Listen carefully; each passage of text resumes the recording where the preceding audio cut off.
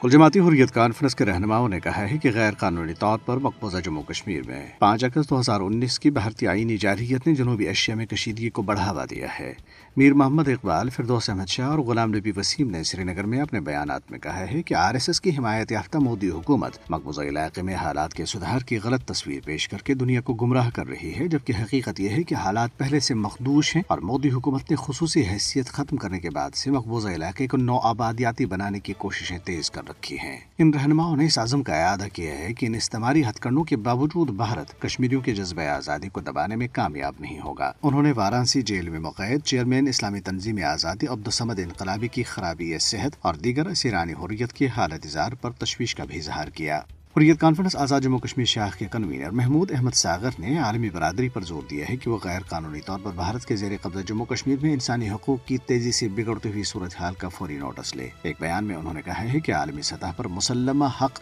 کی خود ارادیت سے بھارت کے مسلسل انکار کے باعث کشمیری عوام اپنی عزت و وقار کی زندگی اور آزادی کے ان مکمل فوائد سے محروم ہیں جن کی ضمانت اقوام متحدہ کے چارٹر، جنیوا کنونشن اور بنیادی انسانی حقوق کے دیگر بین الاقوامی معاہدوں میں فراہم کی گئی ہے۔ ورلڈ کشمیر اویئرنیس فورم کے صدر ڈاکٹر غلام نبی میر نے اقوام متحدہ کے سیکرٹری جنرل، ہائی کمشنر برائے انسانی حقوق، ایمنسٹی انٹرنیشنل اور انسانی حقوق کی دیگر بین الاقوامی تنظیموں سے اپیل کی ہے کہ وہ کشمیریوں کو مودی کی ہندوتوا حکومت کے مظالم سے نجات دلانے کے لیے فوری طور پر مداخلت کریں۔ استنبول یونیورسٹی میں مسئلہ کشمیر سے متعلق ایک سیمینار سے خطاب کرتے ہوئے انہوں نے تنازع کشمیر کی تاریخ پر روشنی ڈالتے ہوئے کہا ہے کہ کشمیر کا تنازع دو الگ الگ قوموں، پاکستان اور بھارت کے درمیان پہلا اور آخری تنازع ہے۔ انہوں نے کہا ہے کہ بھارت نے دھوکہ دہی اور فرضی الحاق کے ذریعے کشمیر پر قبضہ کیا اور گزشتہ 75 برسوں میں وہ اپنے قبضے کی جوازیت کے لیے سلامتی کونسل سمیت عالمی برادری کے سامنے کبھی بھی کوئی ایک دستاویز بھی پیش نہیں کر سکا۔ سیمینار کا اہتمام یونیورسٹی کے اردو لینگویج اینڈ لٹریچر کی پروفیسر اور سربراہ ڈاکٹر جلیل ٹوکر نے کیا تھا، جو 2 درجن سے زائد کتابوں کے مصنف ہیں، جن میں کشمیر کی تاریخ پر ایک کتاب بھی شامل ہے۔